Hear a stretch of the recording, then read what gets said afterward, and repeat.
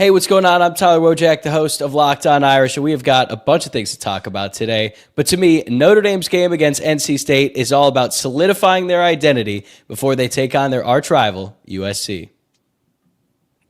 I'm Alan Pinkett, two-time All-American. Which CJ will prevail? I'm Allison Hayes. I've been covering Notre Dame since the Tyrone Willingham era, and I want to know, is this going to be a trap game with all those explosive play opportunities NC State has? I'm Reggie Brooks, 93 All-American. My question is, can this secondary stand up to this high-powered North NC State offense? Play like a champion today. It's the Fighting Irish Squad Show. Everything Notre Dame Fighting Irish every week. Breaking down the biggest news and game-changing plays the way only Locked On Podcast Network can. Wake up the echoes. The Fighting Irish Squad Show starts now. Well, hello and welcome to our midweek edition of the Irish Squad Show. Today, of course, we are going to be talking about Notre Dame taking on NC State. And our title sponsor tonight is brought to you by FanDuel. Right now, new customers can bet just $5. And if your bet wins, you'll get $300 in bonus bets. You can use that across the app. Download the app today. All right, now today on the Irish Squad Show, some of the things that we're looking at doing, we want to talk about NC State. Are they the real deal? Is the Wolfpack for real? Could this be a trap game? Or will Notre Dame handle the Wolfpack convincingly? And it's the battle of the CJs, CJ Carr versus CJ Bailey. Alan said it, who's going to prevail? And NC State lives and dies on the explosive plays. Is the Wolfpack wide receiving core the best the Irish will face this season? And Leonard Moore at less than 100%. He still balled out for 2 interceptions last week. And the defensive coordinator, Chris Ash, he's been on the hot seat what feels like all season, but is it starting to cool off for him?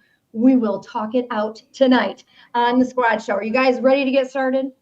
Let's go. All right. Well, starting things off, just to kind of look at this NC State team just a little bit. Do you feel like the Wolfpack are a legit threat at this point? The series is tied at 2-2 all time against Notre Dame versus NC State. This season, the Wolfpack comes in at 4-2 on the season. They started out really hot with 3 straight wins, including a 35-31 win over now 19th ranked Virginia. They were not ranked at the time that they played. But this has always been one of those hot and cold teams. So losing 2 straight games to then unranked Duke and a not good Virginia Tech team, but they rebounded with a dominating win, 56-10 over Campbell last week. I have to admit, I had to look Campbell up. I had never heard of them, and their mascot is the Camels. They're really a D1 program. That's crazy.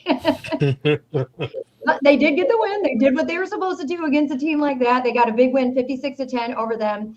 And we're going to get into this a little bit more as the show goes on, but NC State loves an explosive play, and it makes them very dangerous, but also very susceptible to mistakes. And Notre Dame will have the opportunity to capitalize that. Now, one thing I am a little concerned about is their running back, Hollywood Smothers. He is the reigning ACC running back of the week. He's the top rusher in the conference, second in the nation in rushing. He's racked up 123 yards on the ground on just 4 carries. This was against the Camels, averaging 30.8 yards per run. Excuse me. That how about for my 2 running backs on this show? I think you guys that might make you kind of lick your chops there, right? That sounds good to you. It sounds like a game that Reggie had. Well, no, that sounds like one of them pad statting games. But I would be shocked to see, not see Notre Dame handle this group pretty handily. I do have some reservations about their receiving core because they do a good job of spreading the ball around. But I really feel, again, with Leonard Moore playing the way he's playing, getting some guys back in that secondary is going to be key. Johnson continues to get better. Don Shula. I mean, the secondary is going to have to step up. But in particular, I want to see how these linebackers, our linebackers play against that tight end and their receivers and how well they, move and get after these guys, because these are some, talented receivers. They spread it around very well, but it's going to come down to, can we reroute these guys and not let them have a free reign in the secondary? I think Reggie has articulated that, with all those facts he brought up, that this is not a trap game. In fact, if Notre Dame was going to have a trap game, it's usually in September. They figure it out by October. Thank God we're in October. But I just think the maturity of this football team will make them realize that if they want that eventual dream of being in the playoffs, they got to handle their business, and they got to handle them one at a time. Each game is its own entity. Yes, this is an explosive football team. And Allison, I know you got stats coming out to Yahoo about NC State, but they are not a bad team. They, like I said, put up some wonderful stats. But I just think that the maturity of the Irish and the stakes right now, and the fact that you've got veterans on this Notre Dame team too that understand that when you get in this part of the schedule, you got to really bring your A game all the time. I've always said that playing for Notre Dame is great preparation for the pros, because week in, week out, you got to take everybody's best shot. Yeah, I think if Notre Dame had either split the first two games or if they had won them both, maybe this could be a trap game, because as we have seen under Marcus Freeman, sometimes the teams have a tendency to look ahead a little bit and not take every opponent for granted. But considering where Notre Dame is at, they're in a must-win game every single week. And I just look at NC State, what they bring to the table. They do not match up well against Notre Dame, because the one thing that Notre Dame's defense has been able to do well all season, even during the really rough patches during the first two games, is they could stop the run. And last week, Boise State couldn't do anything on the ground. Really, the only way NC State is going to be able to move the ball is if Hollywood Smothers gets going, their star running back. So I think Notre Dame will be able to keep him in check, and I just don't see any world where this NC State defense is able to contain Notre Dame's offense. Even though they only scored 28 points last week, it should have been 42, and that would be yet another 40-point game for that offense. Yeah, and that's a great point about being able to stop the run. The Irish did so well against Boise State, who also brought in a stable of running backs, and that was a concern going into that game. Smothers is kind of a one-man show here on his own, and my numbers I like to give. 693 total rushing yards, 5 touchdowns. He's averaging 115 rushing yards per game. But also, Reggie, talk about the wide receivers. He's one of the guys that's catching passes for the Wolfpack as well, and he's had a touchdown so far and 21 catches for 124 yards. But something to really keep an eye on, and we'll talk about this again more, but those explosive plays we've talked about, of their explosive plays, 19 of them have come from Smothers. That's legit. That is one of those where you can keep him contained all game, and then boom, he breaks off a 56-yard touchdown run, which, by the way, he just did that, a 59-yard touchdown run last week against the Camels. 19 out of 55 total. That's a lot of explosive plays. That's the thing that concerns me. But when I watch Smothers, and of those 19, 18 were runs, 1 was a pass reception. So dude can tote the rock. He can. But when I watch him, he kind of reminds me of Emmitt Smith. Just his ability to get through the hole, get to the second level, but know what to do when he gets to that second level. The thing that always impressed me about Emmitt Smith is he was smart upstairs enough to know, because he was going to get the blocking on the line of scrimmage. He had a badass offensive line, but he always knew where the linebackers were, and he always anticipated how he was going to maneuver once he got to the second level to extend the run. And that's what I see Hollywood Smothers doing. He's just very smart about how he runs the ball. He's got very nice moves, and he knows he's got good acceleration. And I think he is probably the best running back that Notre Dame will see all year. Well, you look at, I don't know about that. I will say this. He is the drink that makes that stir. He's the spoon that stirs the drink for the NC State. But my thing with him is, this offensive line. Again, he couldn't do any of the things that he does without a good offensive line. And it's going to come down to, can we, force them to double team, and, are we able to get penetration, split some of those, run plays and get him in the backfield. Because like I said, he does a great job of, patience to the hole, and then he accelerates through because he sets up his blocking so well. But this is going to come down to, which I think we're pretty good at, our linebackers. I think we've also gotten better each week in tackling. That's early in the season, that was a huge issue, and they continue to improve in that area. And I think we have our linebackers. I like their speed. I like our defensive line and their ability to force guys to double team them, and they do a good job of hitting those gaps or getting better at maintaining their gap control to where the linebackers can, they're not able to get up to that next level and get on a linebacker, and we're able to get some guys on the ground. But I think if we can get some penetration early in this game, in the run game, it's going to really hamper, what Smothers is able to do, out in the open field, because he just won't be able to get there. You talk about Emmett. I had the opportunity to watch Emmett play twice a year and watch how he clogged up our team when I was with Washington. But a lot of that was, again, Emmett did a great job, like I said, of reading the play, but he did a great job with his footwork.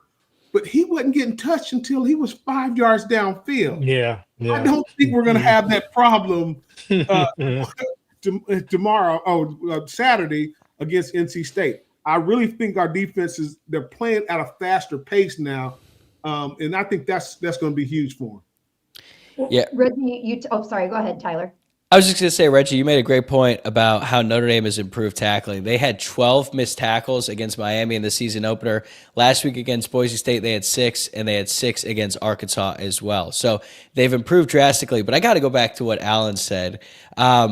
What makes Hollywood Smothers the best running back that Notre Dame has faced or will face this season? Because, his yards after contact is really impressive. Already has 472. He's not the biggest guy, not even necessarily the fastest guy, but he's elusive. So why do you think he's so good? He, in a little way, and I guess I'll say this, my favorite running back at Notre Dame, sorry, it's not you, Reggie. It was Lee Becton, because Lee Becton would fake you out in the phone booth, and I see some of those qualities in Hollywood Smothers. I just think from a quickness perspective, combined with speed, because I was real quick, but I wasn't real fast. The moves I see him making, his balance.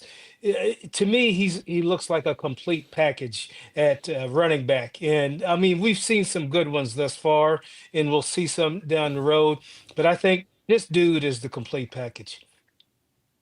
Well, Reggie, you talked about their offensive line and breaking those holes open so that he has an opportunity to run through them. But they have given up 9 sacks so far on their quarterback this season. So let's talk about the CJs here before we take our first break. We've got CJ Carr taking on CJ Bailey. Bailey is 6'6", guys, 213 pounds. He's currently ranked 4th in the nation in total passing yards with 1,660 yards on the season. That is in 6 games, though. So he slightly edges CJ Carr, but of course he's played one more game than Carr has. He's averaging 276 yards per game, 74% completion rate. He has 13 touchdowns, 4 interceptions. His longest pass is 75 yards. We talk about those explosive plays, but the 4 interceptions, 3 of those were against Duke. So otherwise, a pretty clean quarterback there. The thing we're kind of seeing in Bailey just from last season to this year, he came in last year about midway through, so as a true freshman, and has really taken over and had that starting role ever since. He's still sort of a work in progress, but he continues to improve each game, each now season as he's progressing through. And he's some of the things that you can kind of take advantage of. He'll sometimes lock in on his receiver, and he doesn't always look very comfortable at times. So if you can get that pressure on him and get him uncomfortable in there, you can force him into some issues, some problems there. But he's got a big arm, and Marcus Freeman said this week in his press conference, he doesn't call him a dual threat quarterback, but he is a passer and a scrambler. And some of his other numbers for you, 13 of 23 on 20-plus yard plays this season. But the big thing for him is all the wide receivers that he's working with. He has, if you go through their numbers, he's been connecting with 15 different receivers on this team this year. So you don't really know for sure who he's going to be throwing to, which keeps the defense on their feet. He's got guys like the tight end that you talked about in Jolly. He's at 256 yards, 3 touchdowns. Terrell Anderson, he's averaging 18.5 yards per catch for 388 yards and 3 touchdowns this season. So, just when you look at them statistically, Carr and Bailey are not too far off from each other. I think they have Carr just slightly edging out Bailey in a lot of the categories, but it's very, very close. Well, the reason that he's outpacing him, though, I would say is CJ's a better, pocket passer. I just get the feel. CJ Carr. With Bailey, I kind of get a sense again he's going to make some mistakes with pressure, and it reminds me a little bit of Arkansas. I just get a Arkansas vibe from this quarterback, not because he's a big guy, it's because he will take some chances with the football. He has a high completion percentage, but again, when you get that pressure on him, and like I said, in particular, that pressure coming in his face, which I think we've improved at defensively, I think that will make a big difference because when you get a rush coming in your face and not off the edge, for a big quarterback like that, they get a little antsy and they try to make some throws that they wouldn't normally make.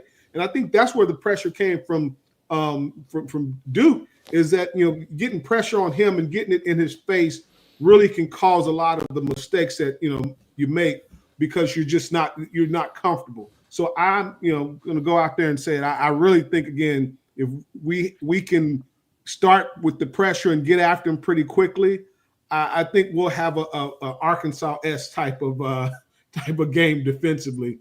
And then you look at CJ Carr. CJ missed 3 touchdowns. And I've said this before, in every show.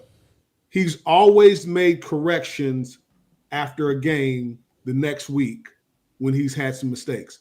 So I'm going to, it's not even going out on a limb.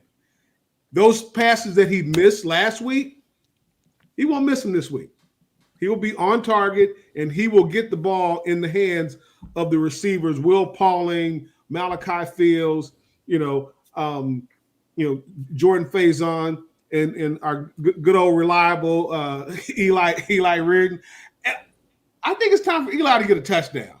Me too. Can we get that? Can we get my boy Eli in the end zone? Well, look, both Reggie, you and Allison talked about the completion percentage that CJ Bailey had. He got a big boost playing Campbell. I got to watch, some plays from that game. All his receivers were wide open. The defensive backs for Campbell were either 20 yards away from him and he threw it underneath, or his receivers were 10 yards behind him. So when I look at him, he reminds me of a tall Marcel Reed. And he does have the dual threat capability, but he throws a very nice ball. I do like his motion when he throws, and to me, he seems pretty accurate, but he really hasn't, as far as his last game, really hadn't had any pressure. So what you said, Reggie, about getting pressure on him, I'd like to see how he handles that. He hasn't handled it very well so far this season, especially against Duke. I watched that game, and what's crazy is Like NC State moved the ball really well against Duke, but it just seemed like every time they had something going, CJ Bailey would throw an interception. He had 3 interceptions in that game, and it's the one game on the schedule right now where you could say NC State went up against a quality defense, but also a quality defensive mind in Manny Diaz. Like before he was the head coach, he was one of the best defensive coordinators in the sport, and he just had his number in that game. So it's not really a surprise to me that he had his worst game of the season going up against likely the best defense that they played. So I think CJ Bailey is going to make some throws where you just kind of have to tip your hat and say, that was a good play. He's tall. He has a ton of arm talent. But can he do that over the course of 60 minutes, especially if Notre Dame is able to get some pressure on him? I just don't see that happening. Well, former Notre Dame quarterback Brady Quinn, he's a big time fan of CJ Carr. We all know that. He's been sort of hyping him up and starting to kind of sprinkle the Heisman word around there about CJ just a little bit. He also pointed out today in a tweet just that the passer efficiency ratings versus Power 4 teams, and it has Carr ranked 4th right now among quarterbacks in the nation with a 181.1 rating. And let's not forget that 2 of those games that he did it against were top 5 teams. So it'll be very interesting to continue to watch CJ Carr as he continues to grow and blossom throughout the season. Let's take our first time out. And when we come back, we're going to talk some more about those explosive plays that NC State is known for. And how about Leonard Moore? He's a stud and he is back. Today's episode is brought to you by SupplyHouse. When the opening whistle blows on a new repair, get your crew moving forward with SupplyHouse. Order today and see parts on your doorstep tomorrow. Over 280,000 plumbing, HVAC, and electrical items from the most trusted brands in the business. The real-time inventory and honest lead times keep you from punting projects, while their industry-leading customer service always has your blind side covered. Need parts fast for a project? SupplyHouse has next-day delivery. Talk about a game changer. The part finder tools and 3D schematics can save you hours on jobs where every detail matters. Their Trademaster perks like priority shipping and dedicated support make the whole process smoother. Join the free Trademaster program today and score serious perks like priority shipping, lower prices, and a dedicated support line. Visit SupplyHouse.com to sign up for free and use promo code SHCollege5 for 5% off your first order. That's SupplyHouse.com. Real people, real service. This episode is also brought to you by FanDuel. The NFL season is here, and FanDuel has an offer that you don't want to miss. Right now, new customers can bet just $5 and get $300 of bonus bets if you win. That's right, pick a bet, put down $5, and if it hits, you'll unlock $300 of bonus bets to use across the app. I love how FanDuel gives me so many ways to play. I built parlays, tried player props, and even followed the live lines during games. It makes watching football even more exciting when you've got a little something riding on the action. Whether you're a casual fan or love diving into the stats, FanDuel makes the game day experience so much better. So, what are you waiting for? Visit FanDuel.com to download the FanDuel app today and get started.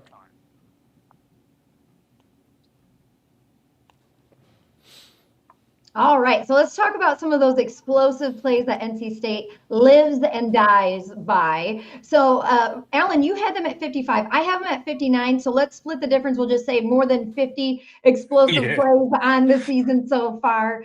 11 of those have been for more than 40 yards. So they are going to try to stretch it out. They're going to break off a big run, and you don't know where it's coming from. But when they do that, they also are putting themselves in a position where they kind of go either for 40 yards on a play or they're -2 yards on a sack. And so they put themselves in a tough position at times. And so my question for you guys is, what is Notre Dame's defensive game plan in, trying to slow this Wolfpack team down or not allow those explosive plays? Because right now they're ranked 122nd in the nation in most tackles allowed per game, and they're 75th in turnovers lost. I think, first of all, what you have to do is you have to stop the run. You always want to stop the run first and make them one-dimensional. When you make them one-dimensional, then you try to rely on good pressure by your front 4. Maybe you bring 5 and 6 every now and then, just so you increase the pressure. But adamant about having to stop the run first. Stop just Hollywood Smothers. He's averaging what, 100 and I wrote it down. He's averaging 115 per game. He's got 400-yard games.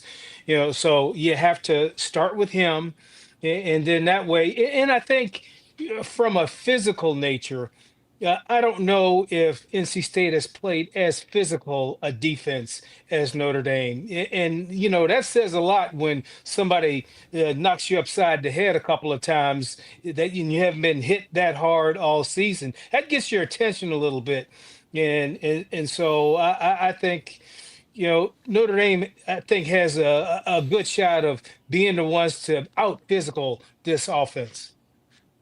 Well, it starts at the point of attack. You look at this offense of NC State, and again, they throw it all over the yard, but they run the ball well. They're a complete team.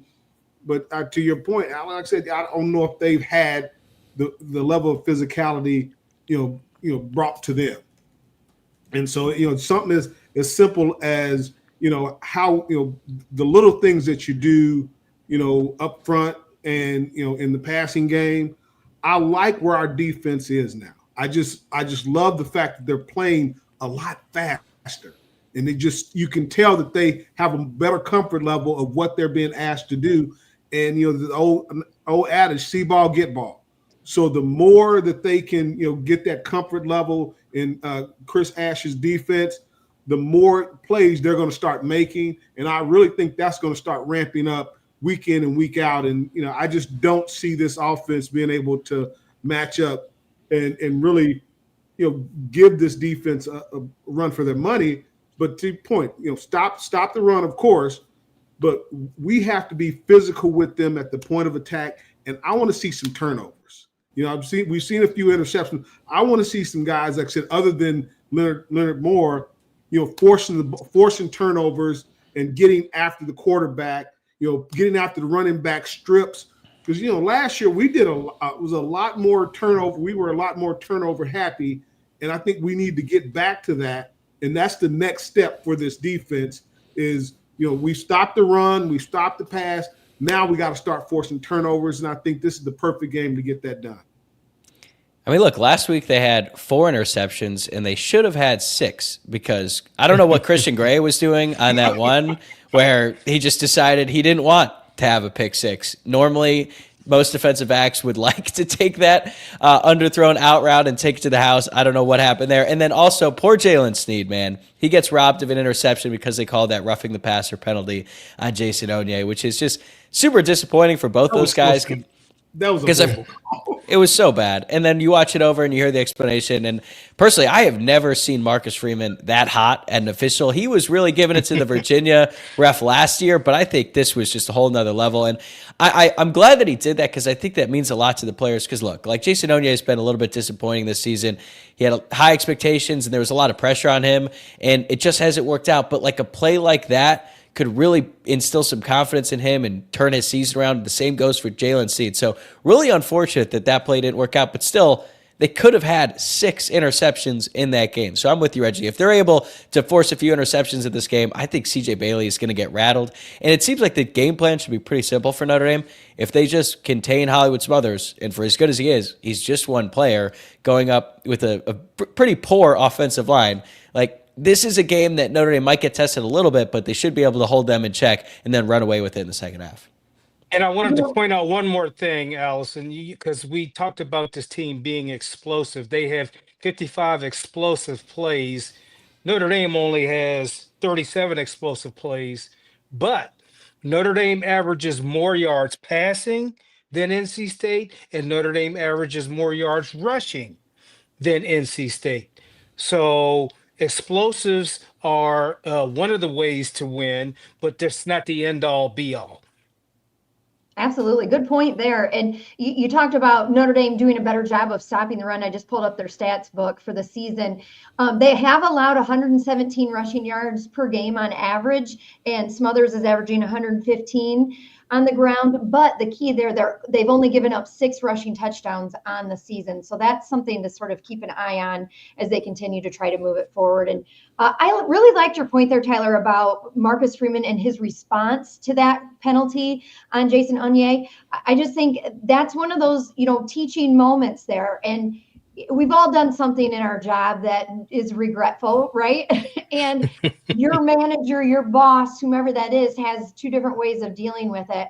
And Freeman chose to support his guy and to have his back and fight for him and let him know that he was there for him, and 100% believe that Onye will learn from that, grow from it, and not lose his confidence from something like that. So kudos on that, because I think that was really, really a telling moment about the type of coach that Freeman is. Moving on to the secondary, Notre Dame. So in the first three games, of course, that was Miami, Texas A&M, and Purdue. The Irish gave up 868 passing yards and 7 passing touchdowns in those games. But since then, Notre Dame has allowed 422 passing yards, no passing touchdowns, and that's against Arkansas and Boise State, who came in with these prolific offenses. So this secondary is definitely trending up, heading in the right direction. You look at Leonard Moore. He wasn't even 100% last week. He comes back in, and he was named the Walter Camp Defensive Player of the Week. He had 2 interceptions, 6 solo tackles in that game against Boise State. And another guy, you talk about Christian Gray. Christian Gray is kind of reminds me of NC State in the sense that he's either really hot or he'll have just a dumb play, a dumb mistake. He's been good lately. He allowed just 4 catches for 58 yards against Boise State. And that was the second most yardage that he's allowed all season. He gave up 7 catches on 12 targets for 64 yards against Miami. One thing, though, that I just thought stood out to me was Gray. He had a quote this week, and he said, "We respect our opponents, but then we just don't fear them. We just go with all we got and just go ball out." So I love that quote from Christian Gray. What are your thoughts on them on the field together? How, with Leonard Moore back, how does that affect the way Christian Gray plays? And I guess, what do you like about these guys, about the secondary and the other guys that are in the supporting cast around him? Well, for me, I just look at Christian Gray, and they're going to come after him now, even more. With Leonard Moore, they're not going to, they'll be less likely to go test him because he's shown. Again, they tested him early because, he's coming back from injury. Let's see what he got. Well, you found out real quickly what he has. And it's like, okay, well, let's go back to the other side. And, I like Christian Gray, but he reminds me a little of a former teammate of mine, Rod Smith. He has to keep his eyes out of the backfield.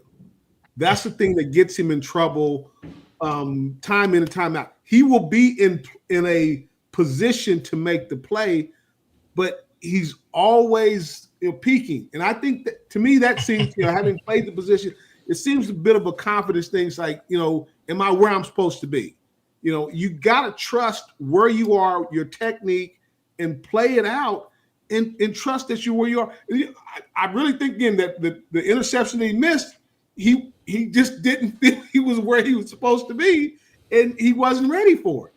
You look at because there's a similar play that Leonard Moore had, and he caught it and was right up on him, but he has in his mind, he's saying, I'm the guy. You can just sense the confidence in Leonard Moore whenever he's on the field. And Christian needs to develop that confidence and trust himself. I just don't, and this goes all the way back to last year. I just don't think he's trusting himself as he should and having the confidence in his play, because he's in a position to make the plays. He just doesn't seem to it just doesn't seem like he has the confidence that he's where he's supposed to be. So if he can get that, you're talking about a dynamic corner pairing that could be second to none. Well, the one thing I appreciate about Christian Gray is his forgetfulness. He might he might make a mistake on a play or get burnt, let's just say it.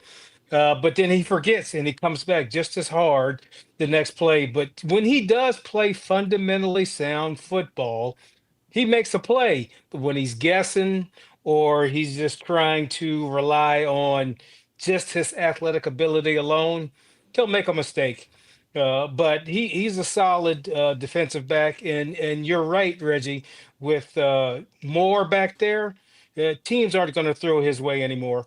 So they're going to come at Christian Gray. So I think he's ready for the challenge.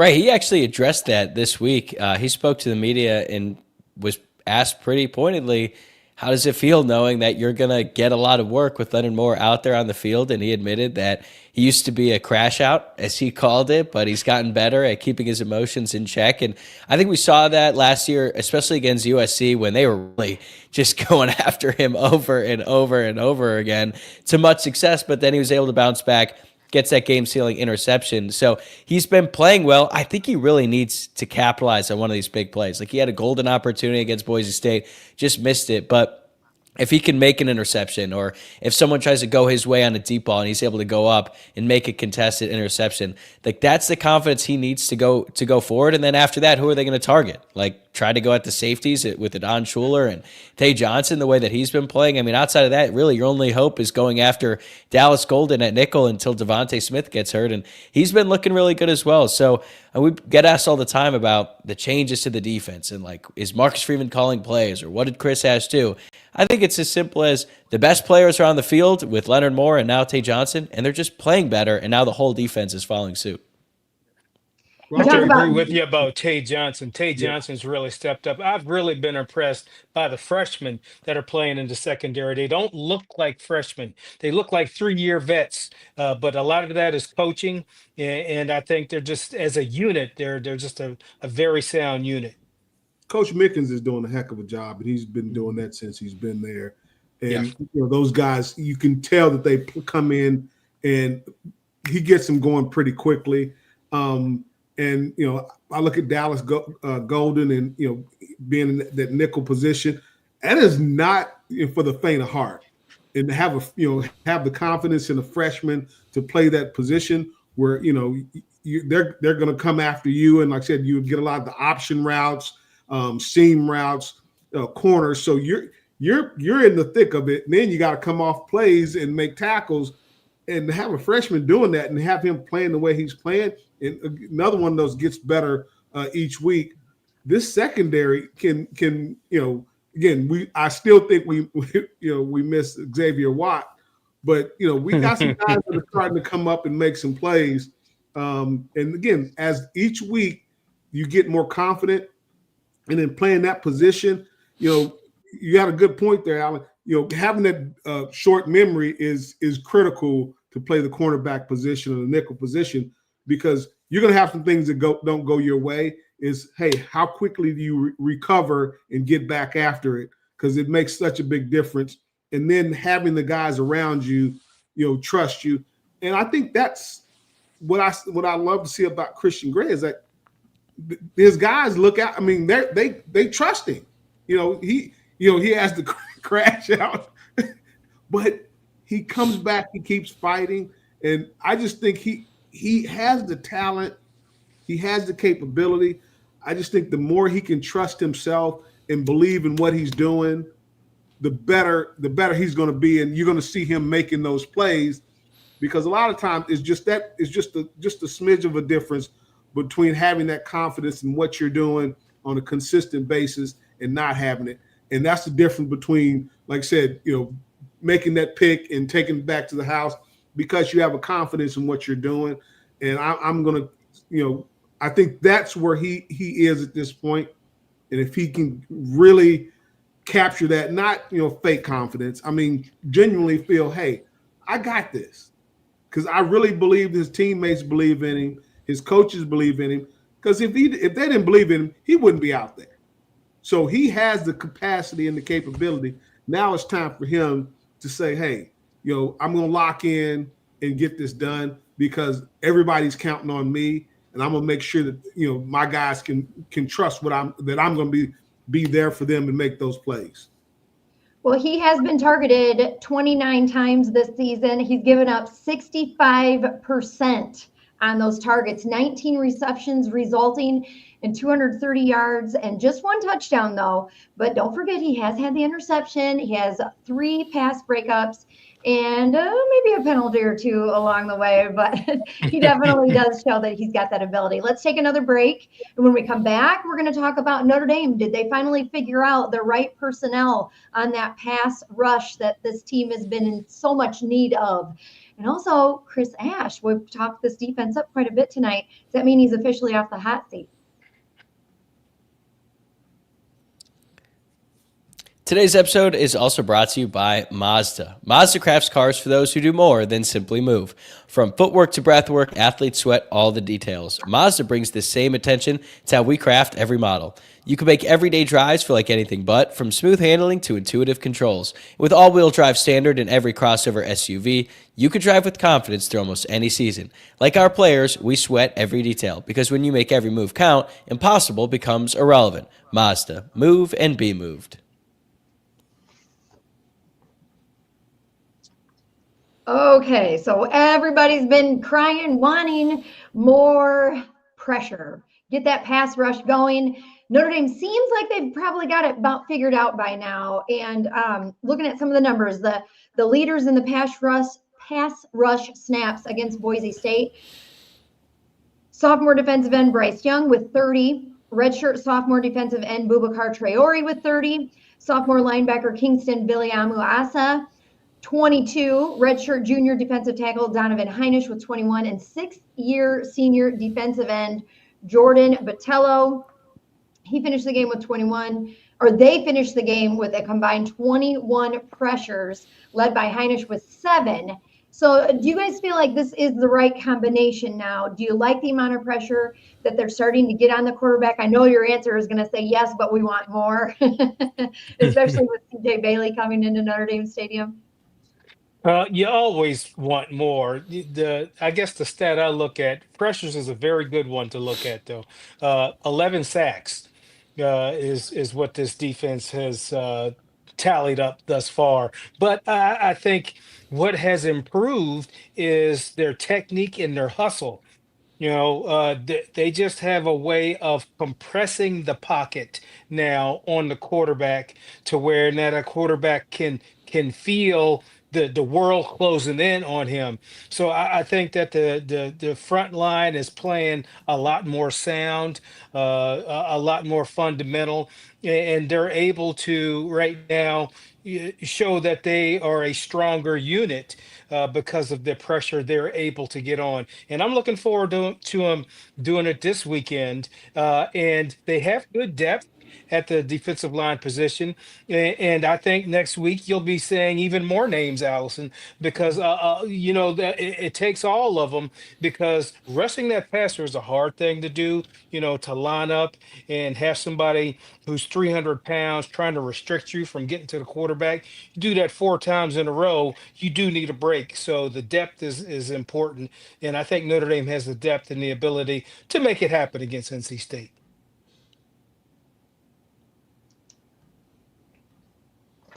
All right, Reggie. I think we lost Reggie there for a second.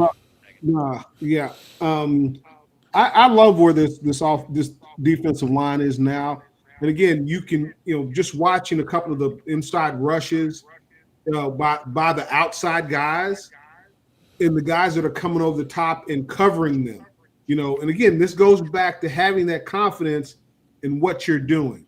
And it seems very simple and simplistic, but when Traore is, to me, the guy that's really getting after the quarterback now, and I think he has a better feel for, again, what they're being asked to do. I think there's been some simplification. I think Coach Freeman has mentioned that. When you simplify things defensively and you just allow guys to go after the ball, it makes a big difference. And Jordan Botello is another one. I mean, he's really stepped it up and come and provided some pressure. And again, that pressure up the middle is critical to force quarterbacks not to be able to step up, but have to go around and get to those outside edges. And that's when you get guys coming up. And that's why you said you got, Osbury, Sneed, Drake, and Kingston. Those guys are really getting after the quarterback as well. When they come on blitzes, they're getting home, or at least getting pressure and forcing the quarterback into uncomfortable situations.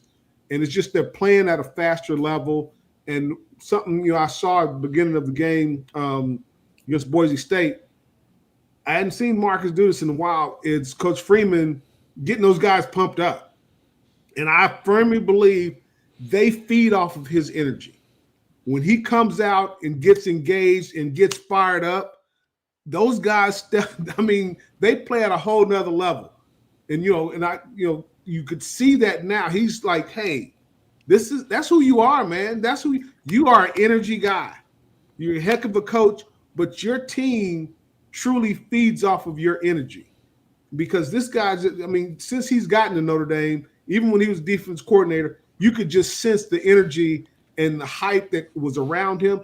He has this aura about him that you have to, you get energized by. And the more he does that, it really raises the level of play. And I've just seen more of that from him in these last few games.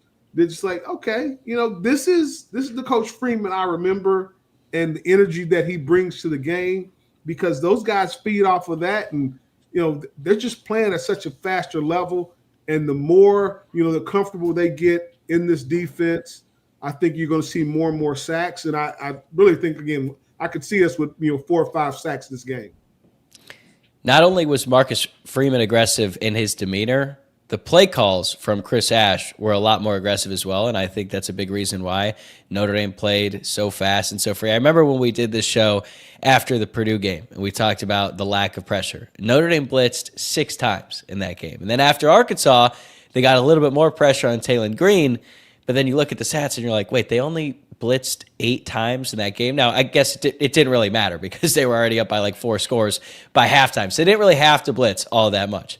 Then against Boise State, Maddox Madsen dropped back 48 times. Notre Dame blitzed on 22 of those. So this is a significant shift compared to what we saw in the previous games. Part of that has to do with the fact that you're going up against a group of 5 team who doesn't have nearly the amount of talent on the offensive line. But I'm hopeful that aggression, that conscious decision from Chris Ash and the Notre Dame coaching staff to blitz that frequently carries over into this week, because they absolutely have the guys to get pressure on on NC State's quarterback. And they also have great linebackers too, who are really good. Like Drake Bowen this year has been really good at blitzing up the middle. He's not going to beat you on the edge, but he doesn't have to. Leave that to Kingston Viliamu-Asa and the other edge guys. But when Drake Bowen comes flying in the middle, running backs aren't really happy to see him. Like, I don't know about you, Alan or Reggie, but I am so glad I never had to play running back and deal with pass protection. I was playing wide receiver, only had to block on the outside, and in high school it wasn't a whole lot of blocking. So I feel for those guys, but I just love what Notre Dame brought in that game, and I hope they continue to do it because they had a lot of success doing it against Boise. I think that's going to happen going forward. I really think they had the success with that, and the blitzing was because doing a lot of, Boise was not known for their downfield throws. They were, less than 15 yards, and they were going to spread it around.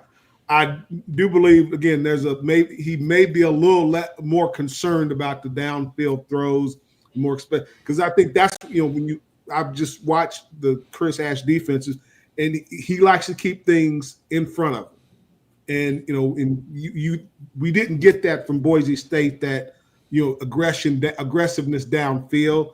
I think we're going to see that with the NC State receivers. So it'll be interesting to see, if you're right, Tyler, just like I said, hey, bring more pressure, or do they play it safe and say, hey, let's keep it inside in front of us and come up and make the tackle. I'm going to be very interested to see how that goes, because I think it's just a different style of offense that they're playing. When A&M, they were more of a, downfield passing, explosive plays. And, I'm of the mind, I think we need to take those chances in terms of rushing, and trust that the guys on the back end will be able to step up and get it done in man-to-man coverage. But I'm really curious to see how they attack defensively, because this team is a much more downfield throwing and explosive type of team. And by the way, Tyler, the reason I'm so short is for the early part of my life having to step in and block these linebackers on a blitz. Stunted my growth. I should be 6'2". Well, Notre Dame has 9 different players who've registered at least a half sack on the season. So of those 11 sacks, 9 different guys are contributing on that defensive front and in the field and just getting it done. With that said, now, with all of these compliments you guys have laid out here on this defense tonight, can we now put it to rest that Chris Ash is no longer on the hot seat, or what does he have to do to get himself off of it? Talk to me after USC. Yeah. Well, and you, as a Notre Dame coach, you're never off the hot seat. There's only one way to get off that hot seat, and it's win. Winning solves a lot of problems. And it's even worse for Marcus Freeman. The head coach is always on the hot seat. And I like to explain to people why the Notre Dame head coaching position is different than others. See, because if you're in Texas, you could care less about what happens in California. If you're in Pennsylvania, you could care less what happens in Florida.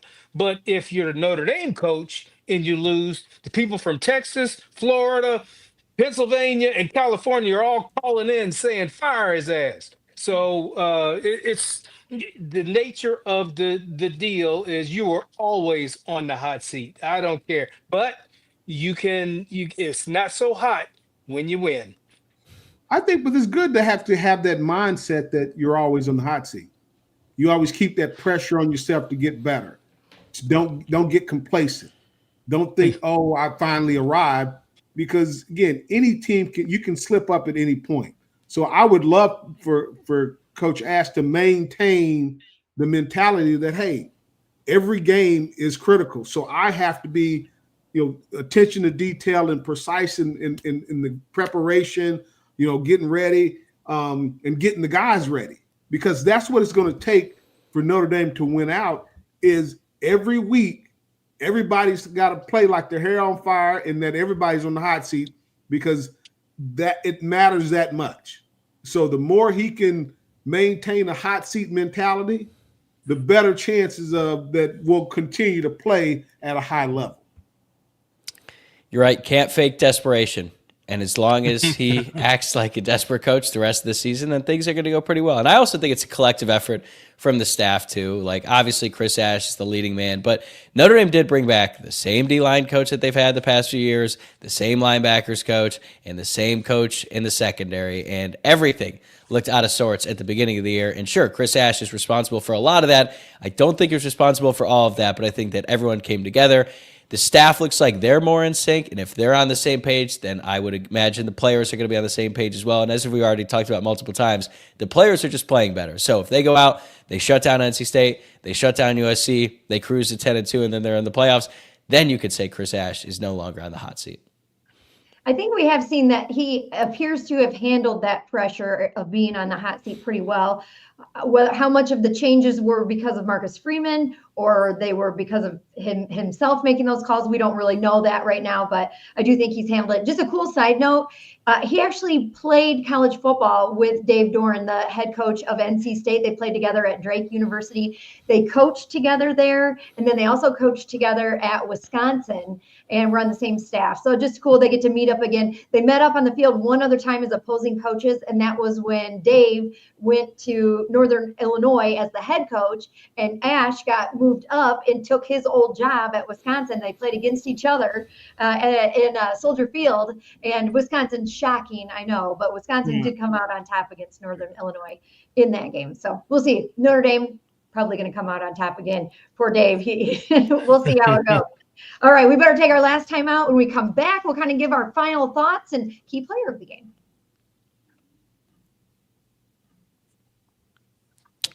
Today's episode is also brought to you by Quo. One of the tools that help make a huge difference for business owners is Quo, formerly known as Open Phone. It's the same great business phone system you've heard me talk about before, just with a new name. And here's why it matters. Every missed call is money left on the table. When every customer conversation counts, you need a phone system that keeps you connected 24/7. Quo is the #1 business phone system that streamlines customer communications. It works right through an app on your phone or computer, so no more carrying 2 phones or relying on a landline. Their built-in AI agent is a game changer. It can answer after-hours calls, capture leads, and keep business moving even when you're off the clock. Whether you're a solo operator juggling everything or part of a larger team, Quo makes it easy to stay responsive and professional. See why over 90,000 businesses trust Quo, formerly Open Phone. Get started for free and get 20% off your first 6 months at quo.com/lockedoncollege. That's QUO.com/lockedoncollege. And if you've got existing numbers with another service, Quo will port them over at no extra charge. Quo, no missed calls, no missed customers. All right, some final thoughts and our key players for this game. For me, it's Boubacar Traore. He is so close for me, and he showed so many signs of greatness last season before he got injured. And I think he's kind of coming around now. We're starting to see him pick up. He's been great against the run this year. He leads all defensive linemen for Notre Dame with 8 run stops. He also leads the Irish with 3.5 sacks. He's just not been as consistent of a game wrecker, but I think he has that ability and he's going to get there. Who do you guys think is going to be the key player in this game? Well, Allison, I'm going to stay on the defensive side. I'm going to say Drake Bowen because number one, we talked about having to stop the run. He's the field general there who's going to be having to stick his nose in to stop that run most of the time. But really, really impressed with him when he does blitz. He takes that beeline to the quarterback, and that's a scary sight to see him running through the line coming at you. And also the fact that if Notre Dame does choose to spy, Drake Bowen is the one who's spying, and he's got the speed to be able to run down the quarterback if the quarterback tries to squirt outside and run towards the sideline. So my player is Drake Bowen. You know, real quick, Reggie or Alan, I love that pick, and I feel like Drake Bowen is one of those guys that he's just going out there and he's doing his job, and he's not getting a ton of recognition yet this season, but I think he's just going to keep doing what he's doing, and he's just going to keep getting better, and he's going to keep racking up numbers. He's second on the team with 24 total tackles this year. He has the sack. He's got a couple of quarterback hurries, so I like that pick that you got there, Alan. He's a top 100 player. I can't remember which service said it, but he is a top 100 player in college. Well, I'm going with CJ Carr. I really think this is he's going to light it up. I just feel he feels like, you know, he left way too many plays on the field last week, and he's chomping at the bit to cut loose, and you know, we're going to go over the top and really attack this defense because they're going to you know, first thing they're going to do is try to stop the run. And I think, again, that's going to open it up for some huge plays over the top. And I think he's the ones that he missed, he's going to hit those and several others. So I can see a 4-touchdown passing game for him this weekend. I'm going to go with an underrated player. We have not said his name yet on the podcast today. It's number 4, Jeremiah Love. We are 57 minutes in, and we have not mentioned his name one time. We've talked about the running game. Jeremiah Love's name has not come up one time, and I actually think he has been kind of taken for granted over the course of the past week. Like, with Jadarian Price playing as well as he has, and he's breaking off these long touchdown runs, like, I'm super excited about Jadarian Price too, but we cannot forget just how good Jeremiah Love is. The difference is Love hasn't hit on one of those big home run runs that we saw all the time last year. Like, he had that long touchdown run against Navy and obviously Indiana in the college football playoff, in Virginia. Whereas like Jadarian Price, he's been the one breaking off those long touchdown runs. I think Love is due. I think he's going to break a long one early on in this game. And it's going to be a good reminder that, like, yeah, there's a lot of good running backs out there, and Jadarian Price is really good. But, man, no one runs like number 4 right now in college football. 17 touchdowns between the two of them, so they can light it up. Heck yeah, and that is a great point about just sort of taking that for granted. I mean, we talk about everybody else on this team. We don't even mention Jeremiah Love, who's just outstanding. He's literally one of the best running backs in all of the country, should be in the conversation for the Heisman. If Jadarian Price wasn't here and he was getting all of those carries, he would be a front runner for the Heisman. And absolutely, I mean, that almost goes without saying. It's like, oh, I don't even need to mention that Jeremiah Love is going to have a great game, because he is. He's going to have a great game every game. Exactly. I'm expecting at least 100 yards in this one on Saturday. Well, they're going to need it. They're going to need to be able to play keep away just a little bit. to limit this explosive offense of NC State. They're going to need some 10, 12 play drives that take 5 to 7 minutes off the clock, just so the defense can pin their ears back and come after that NC State offense. Well, all right, as we're wrapping things up, our final thoughts. We already know Reggie and Alan aren't going to give us a final score prediction. So, Tyler, we know you guys think Notre Dame is going to win this game, but Tyler, what do you think? How many points the Irish putting up on Saturday? I said 42-17, which is pretty similar to what I had last week. And Notre Dame was close to scoring 42. They just missed out on 2 easy opportunities there. But I think they're going to score 5 touchdowns on offense. And for the second week in a row, I'm predicting a special teams touchdown because I looked this up. So NC State is in the bottom 10 in the country in kick return defense. They've already allowed a kickoff return for a touchdown this season, and opponents are averaging about 30 yards per return. And I don't know if special teams is just not a priority for NC State. Like, they've had all kinds of miscues. It's not just on kickoff. They've had a kick blocked. Like, they just don't care about the third phase of the game. And as we know under Marcus Freeman, that is always going to be a priority. They're always going to try to find an advantage there. And I think that if NC State ends up scoring 17 points, Jadarian Price is going to have a couple chances there to return one. And if he has an opportunity, I think he's going to take it to the house. So offense is going to score 5 touchdowns. Jadarian Price is going to get one as well. And the Notre Dame defense does enough for the offense to run away with it. So 42-17 for me.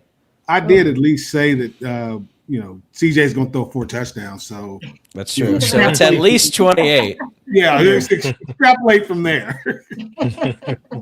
Awesome. All right, guys, thank you so much.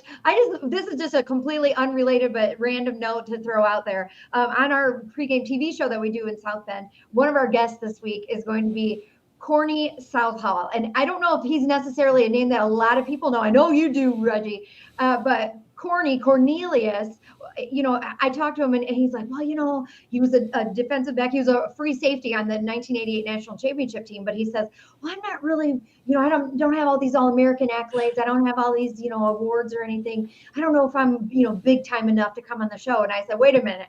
First of all, you're a national champ. Your son is Xavier Southall, and he is on this current team.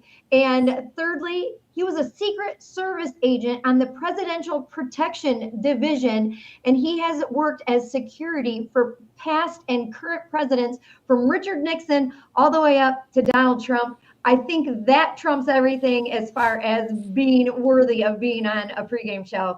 Just a very cool story about a great guy. Michelle Obama literally talks about him in her memoir, in the first book that she wrote, her autobiography. She talks about Cornelius Southall. So I just thought that was really cool. And one of those cool stories about Notre Dame football that a lot of people don't even know about. One of the biggest highlights of my senior year was watching Corny Southall score his first touchdown as a freshman. He actually started out as a tailback. And he moved over to defense, but he was always a good dude. And even though I was able to have a lot of success, my 14-year-old daughter didn't impress her. But him being a Secret Service agent and being able to protect the president, she was really impressed by that. That's awesome. Yeah, he said that Luke Holtz told him, he said, I don't know if it's still true, but at the time that he was the only player in the country to have, or in Notre Dame history, to have scored a rushing touchdown on offense and a defensive touchdown for the Irish. So very, very cool. All right, guys. Well, I better wrap us up here. That is our wrap on the NC State Preview Squad show. Please subscribe on YouTube or wherever you're listening to this podcast. And if you enjoyed the show today, please give this video a like.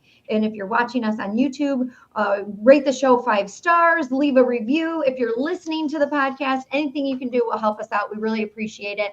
And the Irish squad, we will be back at it Saturday after the Notre Dame NC State game. Thank you all for joining, watching. Go Irish. Go Irish. Go.